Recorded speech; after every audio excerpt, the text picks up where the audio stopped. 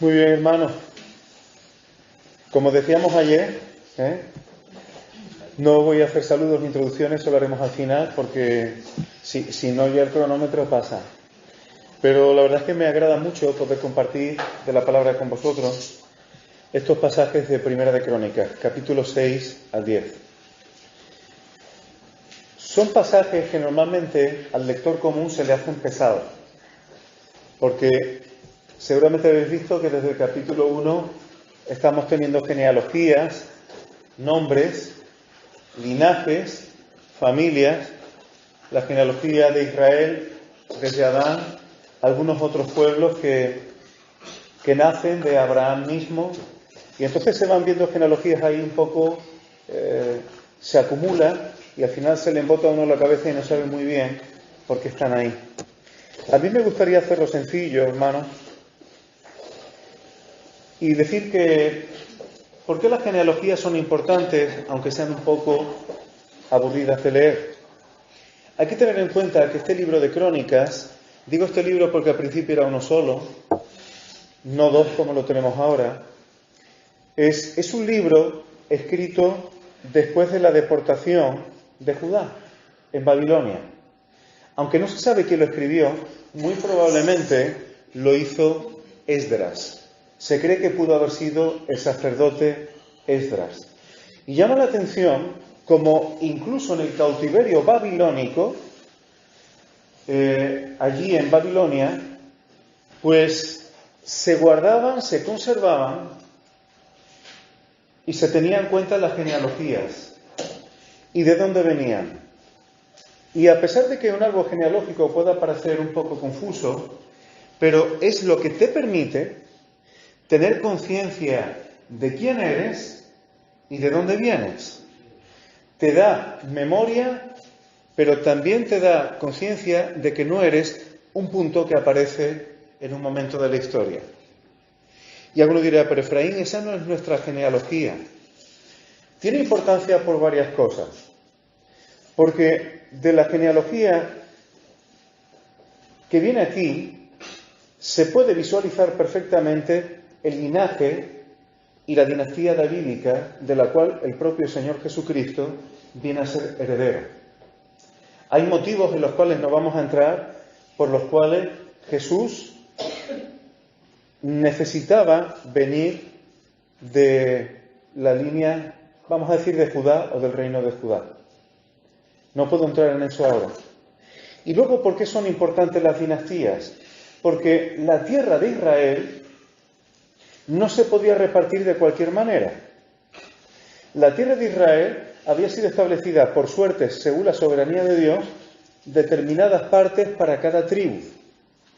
El hecho de que después de la deportación babilónica tengan tan claras las genealogías y tengan eso investigado, a mi juicio, es una forma de seguir teniendo esperanza y fe en que la tierra de Israel sería repartida según Dios quería. A pesar de que el reino del norte, las 10 tribus del reino del norte ya no estaban. Habían sido dispersas. Solamente un pequeño remanente que volvió, que se fue con el reino de Judá y volvieron a Jerusalén. Así que en este contexto, hermanos, voy a tratar de ser práctico, para que esto no sea un estudio pormenorizado de las genealogías. ¿Qué cosas podemos aprender de esto? En estas genealogías, hermanos, hay muchos nombres, y muchos de estos nombres son de personas que conocemos de otros pasajes bíblicos, conocemos sus historias, pero hay otros que no. Y de algunos de los que se hablan, pues se da una serie de detalles y de otros no. Y a mí me gustaría, hermanos, que utilizáramos esto para pensar cómo la Biblia está dejando perfectamente reflejado el nombre de muchas personas y de algunos de ellos se hace un comentario. Pero yo quiero transmitirte en esta mañana, hermano y hermana, que nuestra vida, que está escondida con Cristo en Dios, también tiene sus apuntes sobre libros. Tu nombre y mi nombre está apuntado en el libro. El Señor Jesús le dijo a los discípulos, no que vuestro gozo o vuestra alegría no sea porque los espíritus inmundos se sujetan a vosotros. Más bien, gozaos de que vuestros nombres están escritos en el reino de los cielos. Hay libros donde aparece tu nombre y el mío si somos creyentes. Pero fijaos una cosa, no toda la genealogía, pero buena parte de ella y de los nombres que tenemos aquí son personas que estaban en pacto como pueblo de Dios. Y aunque todos están con sus nombres puestos dentro de los inscritos en el pueblo de Dios, pero la vida de cada uno de ellos no era igual. Y yo quiero transmitirte esa carga. Si tu nombre y mi nombre está escrito en los libros de la vida, gloria a Dios, eso es un privilegio, es una maravilla. Pero todos no somos iguales. Y yo quiero dejarte la carga en esta mañana de qué peso tiene tu nombre para Dios. ¿Qué peso tiene mi nombre para Dios? Si Dios tiene que hablar de ti o tiene que hablar de mí, ¿qué dirá? Vamos a dar 3 posibilidades. Una, bueno, que Dios pueda hablar bien de nosotros, que Dios pueda, como le dijo a Satanás de Job, ¿no has visto a mi siervo Job que no hay ninguno como él en toda la tierra? Eso no lo puede decir de mí, desde luego. También Dios pudiera hablar mal o dar motivos negativos de cualquiera de nosotros. O ni fu ni fa, como se dice, ni chicha ni limoná. Y yo quiero que dentro de estas genealogías veamos cosas que forman parte de la vida de un creyente o de la vida de algunos creyentes. Y quiero recordar que hay libros en los cuales estamos apuntados. En Apocalipsis 20:12 dice, y vi a los muertos, grandes y pequeños, de pie ante Dios. Y los libros fueron abiertos. O sea, todos los muertos, grandes y pequeños, seas importante o no, y hay un momento en que los libros van a ser abiertos. Y se va a juzgar a los muertos por las cosas que están escritas en los libros según sus obras. Y alguno dirá, Efraín, pero si yo soy creyente, por gracia, no se va a juzgar mis obras. Pues sí se van a juzgar, según dice el apóstol Pablo. No para ver si eres salvo o no, esa es la gracia.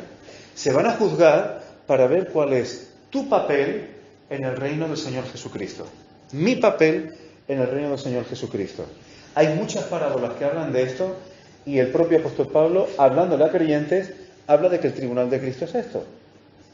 Seremos juzgados según hayamos hecho en el cuerpo, sea bueno, sea malo.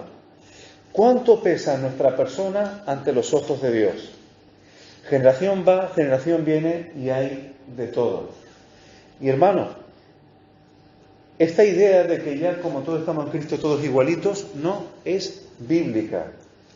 Hay personas que van muy por delante de mí en el reino del Señor Jesucristo. No somos todos iguales. Fijaos un detalle. En 1 de Crónicas 6, 28, fijaos cómo se pasa por encima de ni chicha ni limoná. Dice, los hijos de Samuel, el primogénito Vasni y Abías. Fíjate, solamente los nombres de los hijos de Samuel, que sabemos, porque ya hemos visto, que fueron utilizados delante de Samuel, vamos a decir, para hacerle pupa.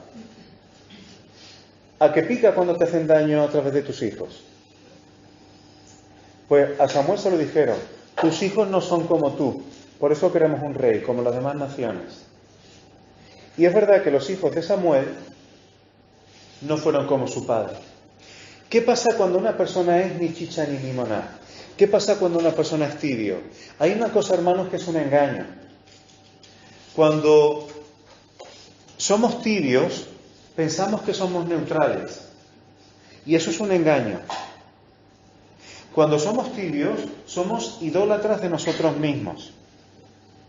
Una persona que sabe que si tú eres creyente y dices, bueno, yo sé que no voy a ser un gran siervo de Dios, pero bueno, pero procuro no ser muy malo, lo digo mal y pronto. Esa persona cree que queda en un terreno neutral, pero eso es falso y eso es un engaño.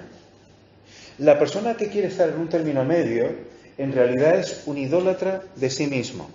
En realidad funciona por la conveniencia propia.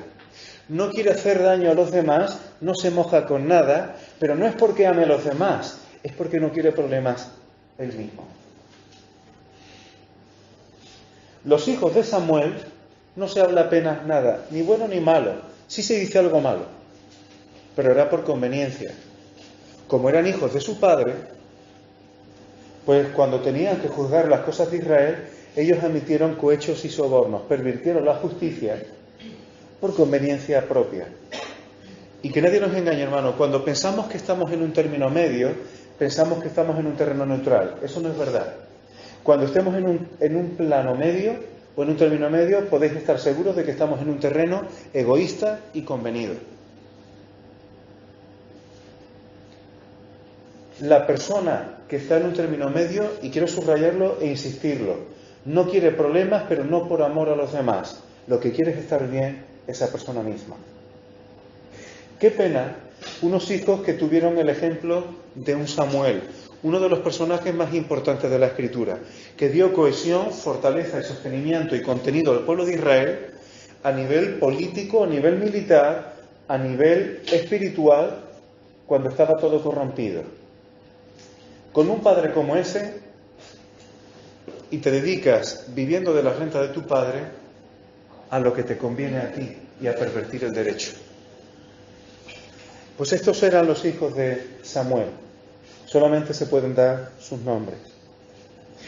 Otra de las situaciones que vienen en estos pasajes es, y esto forma parte de la vida del creyente, personas que tienen problemas, personas que sufren, pero no se dice el porqué. Por ejemplo, los hijos de Efraín. Los hijos de Efraín recibieron ataque de hijos de Gad para robarle el ganado. Y cogen y los matan. Un padre que forma parte del pueblo de Dios, miembro del pueblo de Dios, y matan a tus hijos para robarles el ganado.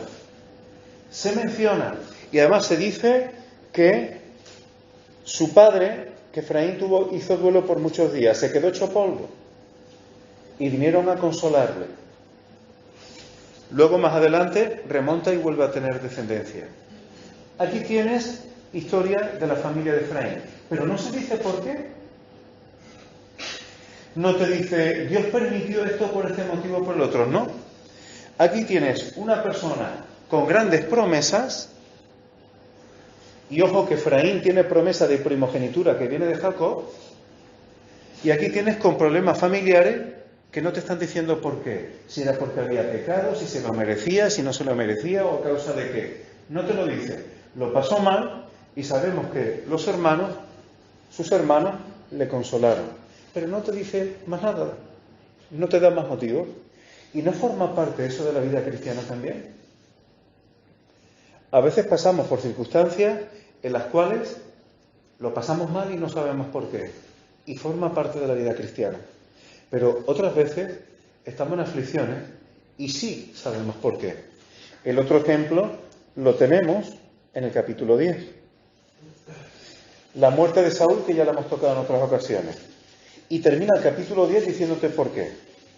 Así murió Saúl por su rebelión con que prevaricó contra Jehová, contra la palabra de Jehová, la cual no guardó, y porque consultó a una divina. Por esta causa lo mató y traspasó el reino a David, hijo de Isaí. Aquí sí sabemos por qué. El por qué Efraín le pasó lo que le pasó con sus hijos, no sabemos por qué. Sabemos que le pasó, no se nos da más explicaciones. Pero el caso de Saúl sí sabemos por qué.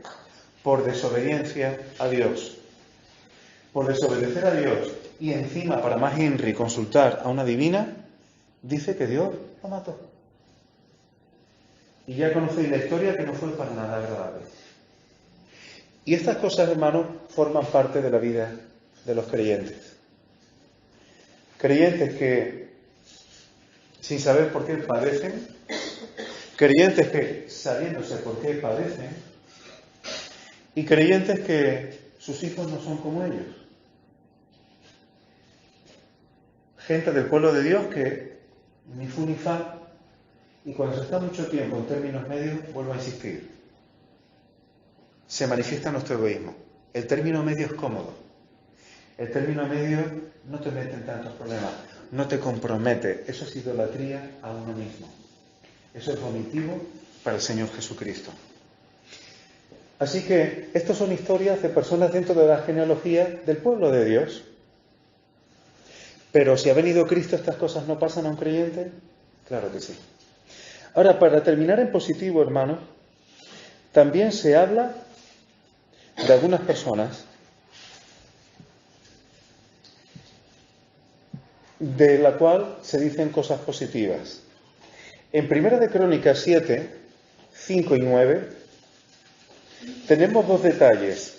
Se está hablando de familia de Isaacar, de la genealogía de Isaacar, y dice que eran, el versículo 5 al final, valientes en extremo. Interesante, valientes. Y el 9 dice al final que eran hombres de grande esfuerzo. Es decir, valientes y esforzados. ¿Esto no te suena a algo?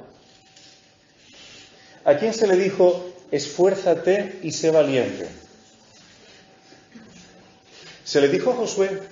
Ahora, cuando la Escritura te dice, esfuérzate y sé valiente, aunque Josué hizo operaciones militares para tomar la tierra prometida y para ser el brazo del juicio de Dios a pueblos que estaban en extremo corrompidos, pero el esfuerzo y la valentía no se le dice a Josué para que sea valiente en el sentido de que sea un buen guerrero, sino el esfuerzo y la valentía es para obedecer a Dios en todo. Y ahora, ¿qué consecuencias tiene cuando nosotros somos esforzados y valientes en obedecer al Señor y en vindicar al Señor, a su palabra y su persona, pase lo que pase? Que eso trae revelación. Cuando nosotros somos esforzados y valientes para ser fieles al Señor, el Señor da revelación. Cuando no somos esforzados y valientes para servir al Señor y obedecerle, la propia Iglesia se queda en confusión y sin visión. Por eso en el capítulo 12 de esta Primera de Crónicas, ya lo veremos cuando lleguemos a su momento, dice el versículo 32 que de entre los hijos de Isaacar, es decir, dentro de este contexto de los esforzados y valientes, había 200 hombres especiales a los cuales Dios les dio un discernimiento especial de los tiempos. Y por eso todo el pueblo de Israel le consultaba. Una sabiduría especial para distinguir qué tiempo estaban viviendo. Y dentro del tiempo en el que les había tocado vivir, cuáles eran las decisiones que tenían que tomar. Ahora eso vino así, eso vino en un contexto de personas, de familias, de una genealogía de gente esforzada y valiente delante del Señor. Muchas veces cuando estamos faltos de visión, cuando la Iglesia no tiene objetivo, cuando la Iglesia no tiene visión, cuando vamos de misa en misa y tiro porque me toca, eso es una evidencia muy clara de que no hay ni esfuerzo ni valentía en ser fieles al Señor. Y el Señor habla bien de los esforzados y valientes. Para ir concluyendo, algo de lo cual también se habla bien.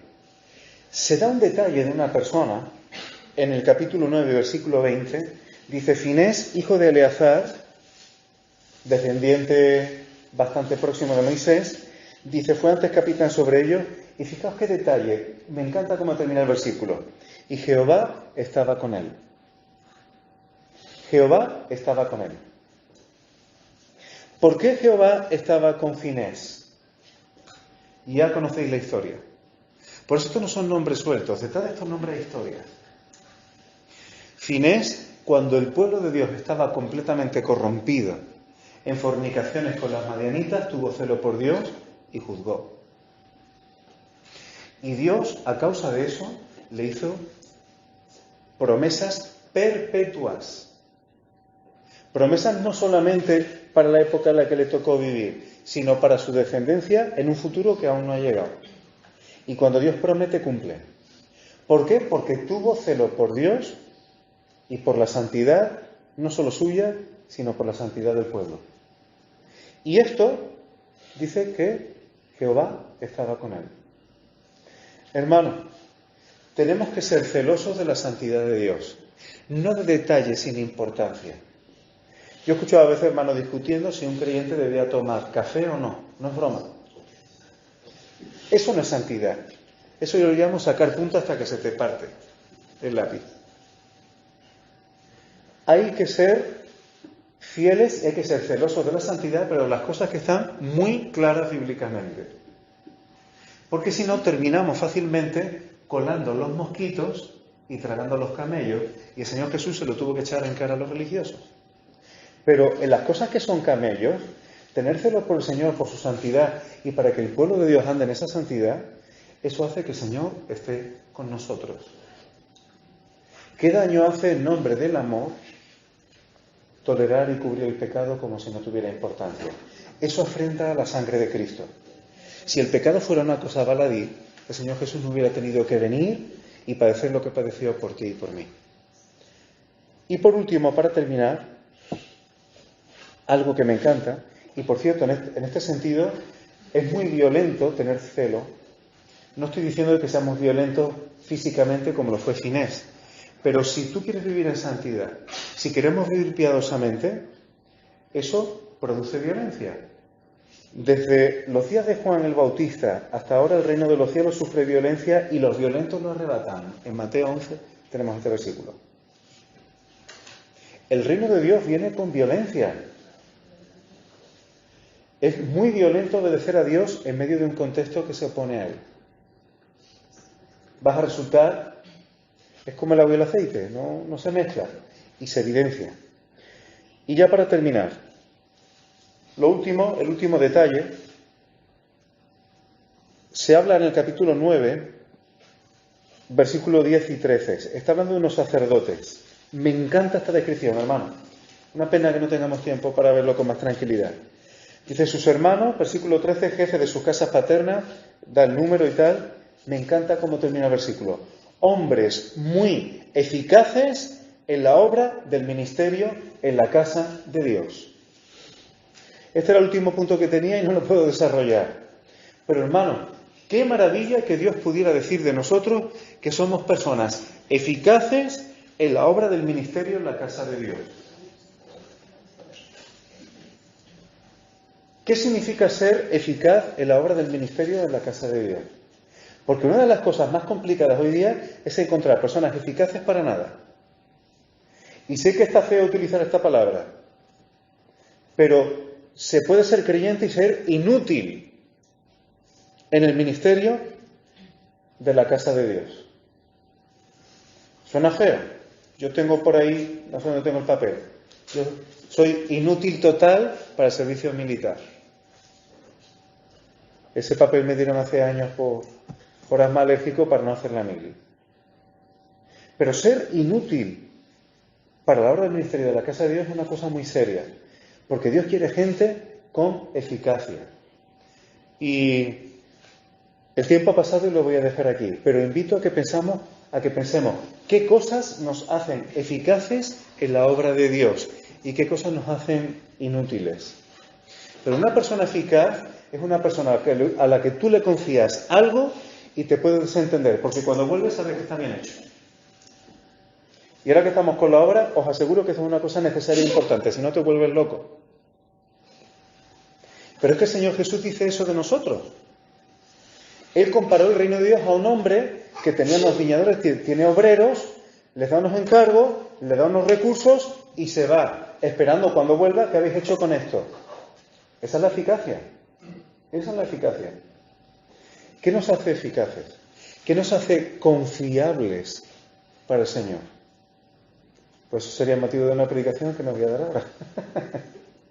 Pero fijaos qué precioso, hermano. O sea, esto es yo creo que es de los mejores piropos que el Señor le puede decir a una persona. que eres eficaz para su obra, porque su obra es eterna, y las obras que no son del Señor no son eternas. Entonces, ser eficaz para cosas temporales es ridículo, pero ser eficaz en lo que va a permanecer merece la pena. Es sembrar en campos que van a producir eternamente y para siempre. Es invertir en un banco que nunca va a quebrar. Ser eficaz para la obra del ministerio en la casa de Dios. Lo dejo aquí. El tiempo ha pasado, pero tenemos tiempo para compartir también. Y estos capítulos son muy ricos, tienen muchísimos detalles, muchísimas cosas. Y lo único que espero es que en este tiempo haya habido alguna cosa que haya podido tocar tu corazón y el mío. Vamos a dar el tiempo para poder compartir